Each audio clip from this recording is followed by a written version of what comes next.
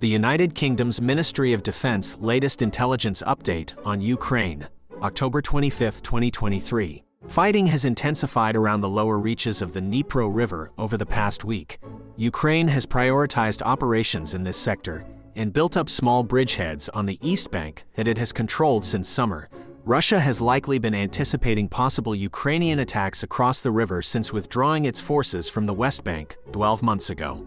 The area is now under the control of Russia's newly formed 18th Combined Arms Army, after some units were moved east to the Orikhiv axis. As in most sectors, the decisive factor is likely the combatants' ability to bring accurate, intense artillery fire to bear. Initial indications suggest Russia has maintained significant artillery capability within range of the river.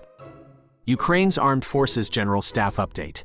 Russia launched 11 Shahed-136 and Shahed-131 kamikaze drones at Ukraine overnight. All were shot down, but debris injured civilians. Russian strikes damaged residential buildings, schools, fire stations, and other infrastructure in several oblasts. The situation remains active in eastern and southern Ukraine. There were 66 combat engagements on October 25. Russia conducted 47 airstrikes and 25 multiple launch rocket system attacks.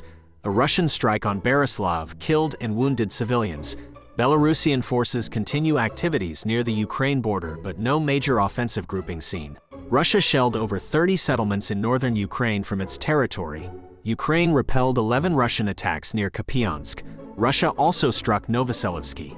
Ukraine repelled attacks near Lyman and Bakhmut. Russia conducted airstrikes and shelling in those areas. Fighting continues around Avdiivka, Marinka, Vuhledar. Russia launched airstrikes and shelling. Ukraine repelled multiple attacks. Ukraine repelled an attack near Zaporizhia. Russia struck Novodenilivka and other areas. Russia struck Kherson and surrounding areas with missiles and artillery. Ukraine continues counteroffensive operations in the south and east, inflicting losses on Russia. Ukraine's forces conducted 7 airstrikes and missile artillery strikes against Russian assets and positions. The Institute for the Study of War Russian Offensive Campaign Assessment. Ukrainian forces made marginal gains in western Zaporizhia Oblast, advancing west of Robotyne, based on geolocated footage from October 24. The Ukrainian military reported unspecified partial success to the west of Verbov, about 9 kilometers west of Robotyne. Ukraine continues offensive operations near Bakhmut, conducting attacks near Klishchivka, 7 kilometers southwest of Bakhmut, and Andriivka, 10 kilometers southwest. The Ukrainian military spokesperson stated Ukraine is on the offensive in these areas near Bakhmut, indicating Ukraine has not ceded the initiative completely to Russian forces. The marginal gains in western Zaporizhia and continued Ukrainian offensive actions near Bakhmut suggest Ukraine is still contesting Russian advances in eastern Ukraine despite Russia's claimed annexation of occupied territories. The Institute for the Study of War key takeaways today.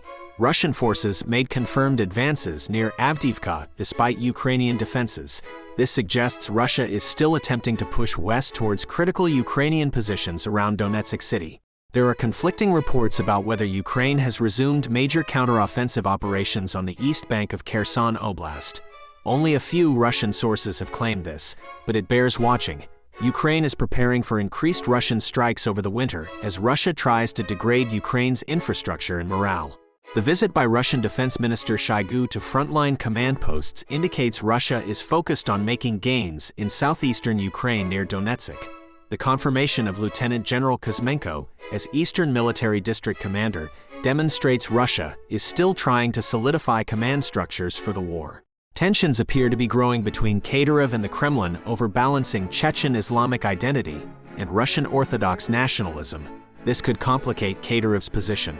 Despite continued Russian attacks across multiple axes, they appear to be making slow, incremental gains at best in Donbas, while Ukraine likely regroups and reinforces. Russia's claims of huge numbers of new recruits likely includes non-combat personnel and is inflated, but they are still attempting to expand their depleted forces. Russia is exploiting medical infrastructure and deporting children in occupied areas to try to control territory and populations.